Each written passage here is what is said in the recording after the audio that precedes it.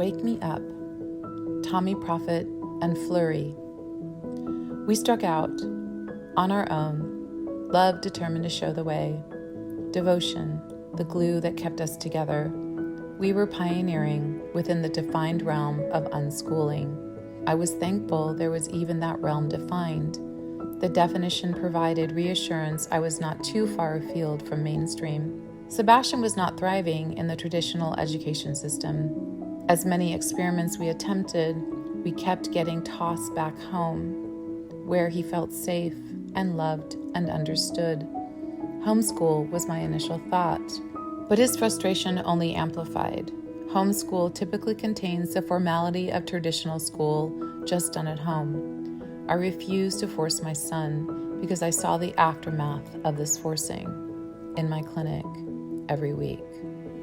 I discovered a gem of a book written by a teacher, The Teenage Liberation Handbook by Grace Llewellyn. She began with, first, a nice little story about a green plant that bore goldberries.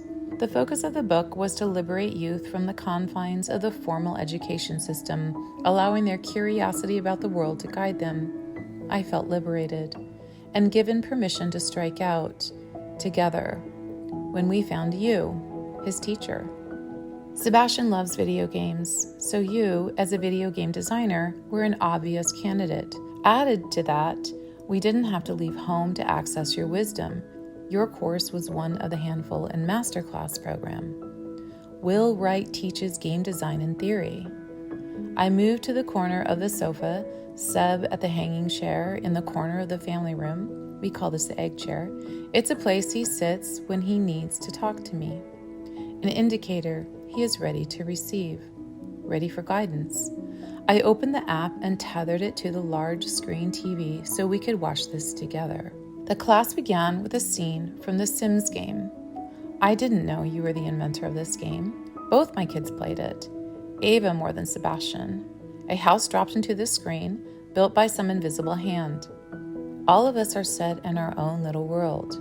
We think we see the big picture, but we all see a little slice of the world.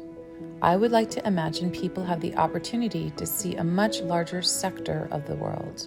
I longed for the same vision and intended to invest in that vision through this very moment, pulling my son out of the well-laid path because it just wasn't working for him. I had my share of distressing nights, terror I was going to mess this up. The transition from the well-laid path and going rogue was not easy. But it was easier than watching my son deteriorate and lose contact with his agency. I only had the smallest of clues on direction, indicators of where to and where not to go. Most steps revealed when it was time, which many times looked like doing nothing, which does freak a mom out because there is so much information about what kids should and shouldn't be doing, and that included all the time in front of a screen, especially playing video games. My gut had too many years in this reality, and I would not ignore it, especially when it came to my son. Your words were like stepping into a hot bath after a long day. You continued your introduction. Games may be the mechanism to bring that imagination to them. I had recently listened to a book, The Immortal Game, A History of Chess, by David W. Schenck. Seb was into chess, and I was curious about the behind the scenes of this game. I'm always curious about the behind the scenes. The author claimed chess was the most enduring and universal game in history. In his book, he shared how chess was used to illuminate, or what we call teach these days. In one way, it was used to visualize, using symbols to play out moves in advance, abstractions of society to play with before being played with in society. The screen shifted to video clips of Spore. This was a game Seb loved. You can take almost anything and make it a fascinating, interactive experience. I looked over at Sebastian wondering if he was engaged to your words as much as I was. The presentation within Masterclass, the refined film editing was evident. His eyes were focused on you. He was engaged as I. We took breaks so we could talk about your teaching. What did you think about his explanation of the scientific thinking process using a video controller? You had just demonstrated using a remote as the method to test a hypothesis, where the player has an idea of how to maneuver within a game, uses his remote to test his hypothesis, and then refines his hypothesis based on his experience. It made sense? Yes, this was a language Sebastian understands. We continued your class. Games and stories have a very interesting relationship with each other. I've always thought the coolest stories came from the players. You want every player to encounter their own story, create their own story by what they do in the game. I paused, turned to Seb. Is that your experience when you play games? It was something I observed. I overhear him talking with his friends, his phone on speaker to the right of the mouse. He guides them, they guide him. Mutualism at play.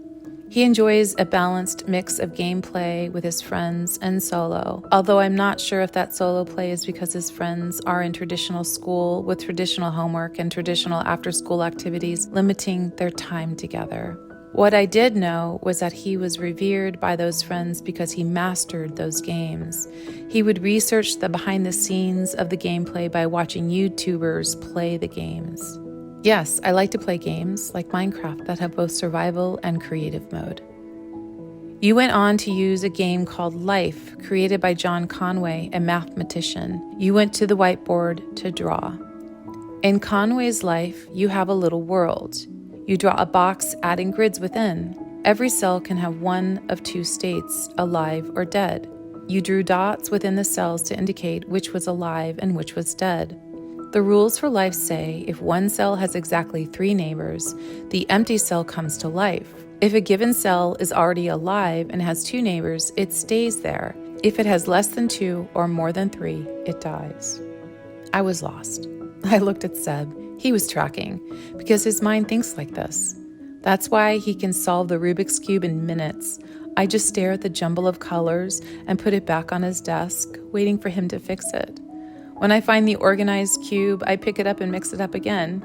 Then we repeat our gameplay together. I mix it up, return another day to his desk, see it organized, and mix it up.